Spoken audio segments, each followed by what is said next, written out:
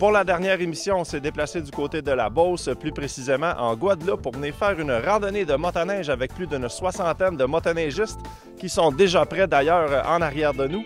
Parmi ces motoneigistes, le député fédéral Maxime Bernier. On va aller voir comment il se débrouille en motoneige.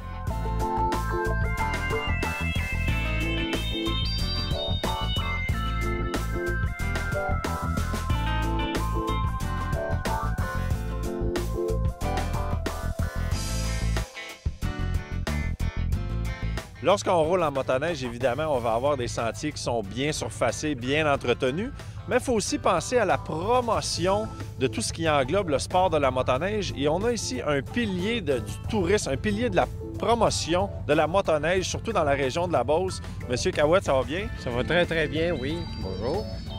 Vous avez décidé comment, d'un jour, vous lancer dans la promotion du tourisme en motoneige dans le secteur? OK, en fin de compte, en 1986, M. François Cloutier, directeur du marketing de Chaudière-Appalaches, m'a rencontré pour me poser la question de savoir ce que ça prenait dans Chaudière-Appalaches. Qu'est-ce qu'on peut faire? Exactement. C'est là qu'on a fondé, on a fait une première carte de sentiers de motoneige. On était dans les premières au Québec à faire une carte pour les sentiers de motoneige en 1986. Lorsqu'on parle de pourcentage entre versus un touriste québécois et un touriste américain, pour vous, ça représente quoi environ? En fait, de pourcentage, on pourrait dire que présentement, c'est malheureux notre contexte économique depuis une couple d'années, mais ça représente le tiers des motoneigistes de notre région qui sont des touristes américains. C'est sûr que ça va marcher beaucoup avec le taux de change de l'argent américain. Effectivement, oui. Mais on a connu des très bonnes années depuis l'an 2000, début de l'année 2000. Et puis les clubs dans la région, ils en ont profité. Et puis, disons, c'est très bien surfacé, très bien signalisé. Et puis, le gouvernement, depuis quelques années, le considère, vu les octrois qu'ils nous ont donnés là, pour acheter des surfaceurs, modifier nos sentiers, les programmes qui ont été mis au niveau du fédéral, là, on les remercie bien gros d'avoir les clubs en profit. Bien, M. Cahouette, merci beaucoup. Puis au nom, je pense vraiment, de toute la population de la Beauce, merci d'avoir été vraiment un des pionniers dans le développement touristique de la région pour la motoneige.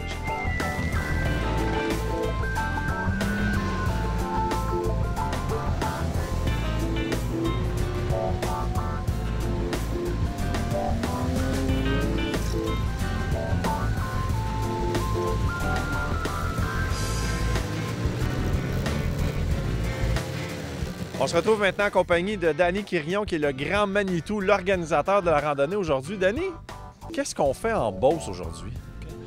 On a organisé une randonnée pour souligner l'appui qu'on a eu du gouvernement fédéral par l'entremise de M. Maxime Bernier dans des infrastructures au niveau de la motoneige pour la Beauce, ainsi que le remplacement d'une surfaceuse. On sait que les investissements accordés par le gouvernement fédéral dépassent largement le quart de million. Explique-nous un peu qu'est-ce qu'on a fait aujourd'hui. On est parti de où? Là, on est rendu où? Là? Puis on s'en va, on finit où? Là? On est parti du complexe Le Domaine de la Guadeloupe, qui est situé sur la Trans-Québec numéro 25. On a pris la direction vers le sud, 25 sud, jusqu'à Saint-Théophile. Saint-Théophile qui est à proximité à peu près à une quarantaine de kilomètres des frontières du Maine. Par la suite, on a pris la 75 direction nord vers Québec pour se retrouver ici au relais de Beauceville. Et par la suite, on va utiliser le sentier Trans-Québec numéro 55. On va redescendre vers le secteur de la Guadeloupe et à ce moment-là, on va passer sur l'un des plus longs ponts couverts au Québec qui est disponible pour la motoneige, dont on a fait une boucle d'environ 200 km. Là, en plus, on n'était pas 2-3, là. Vous avez décidé, on organise une randonnée, on va faire quelque chose de gros. Effectivement, on devait avoir sûrement entre 60 et 80 motoneiges ce matin lorsqu'on a... Au départ, il y avait au moins 60 motoneiges, ça c'est sûr. Lorsqu'on a débuté la randonnée.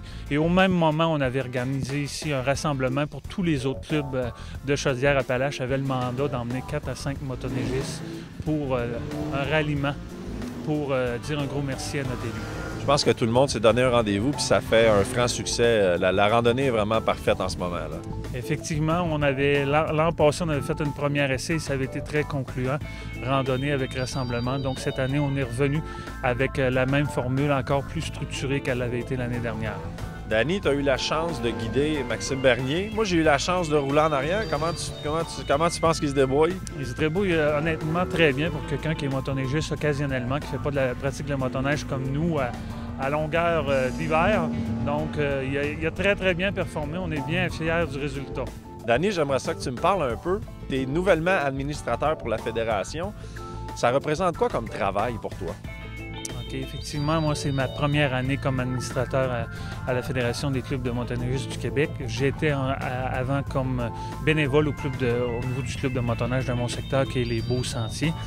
Effectivement, c'est une grosse charge de travail à titre de bénévole pour des gens comme nous qui travaillons quand même à plein temps. Oui, c'est pas votre job à temps plein, là. Vous avez une vie et une deuxième vie pour la motoneige. Exactement. Sur la période hivernale, la préparation de la saison demande beaucoup plus que ce que j'avais prévu au départ. Problématique de surfaceuses, de droit d'accès, de droit de passage quand on peut intervenir pour donner un coup de main à nos clubs. Donc ça, c'est beaucoup plus que ce que je pensais. C'est une grosse organisation, la motoneige au Québec. Hein. Le nombre de bénévoles, le nombre d'heures que ça représente de bénévoles. Donc, il y a énormément de gens qui s'impliquent à ce niveau-là pour faire en sorte qu'on puisse avoir une saison de motoneige dans toutes les régions du Québec. Toi, tu es administrateur pour le secteur Chaudière-Appalaches. Ça représente quoi exactement? Si on parle de ville, là, pour situer les gens. C'est 2700 km de sentiers, la région de Chaudière-Appalaches. C'est 24 clubs de motoneige. C'est une quarantaine de surfaceuses en opération continuellement pour maintenir le réseau en excellente qualité. Géographiquement, là, on part de où? On va jusqu'à où? Si on peut nommer des villes là, limitrophes un peu de ta région. Le secteur de Thetford Mines, l'Amiante. Le secteur de Québec du côté est. Toute la région de Bellechasse, bien évidemment la région de la Beauce au complet. On accote l'Estrie, on accote le centre du Québec et on accote le Bas-Saint-Laurent et le fleuve Saint-Laurent nous délimite de la région du Québec. Tout ce que je peux dire, c'est très belle région. Les sentiers étaient vraiment impeccables. Il fait un peu froid, au moins 20 quand on est parti ce matin, puis on va remettre nos trucs bientôt, là. Oui, effectivement. Les conditions de début de randonnée étaient froides un peu, mais ça s'est amélioré en cours de route et ça fait partie du cachet de la motoneige. La motoneige, c'est comme ça. Effectivement. Bien, Danny, tout ce qu'on peut dire, c'est félicitations et surtout, bon succès dans ton nouveau mandat d'administrateur. Je vous remercie beaucoup, puis vous êtes les bienvenus si jamais vous voulez revenir faire un tour en Beauce.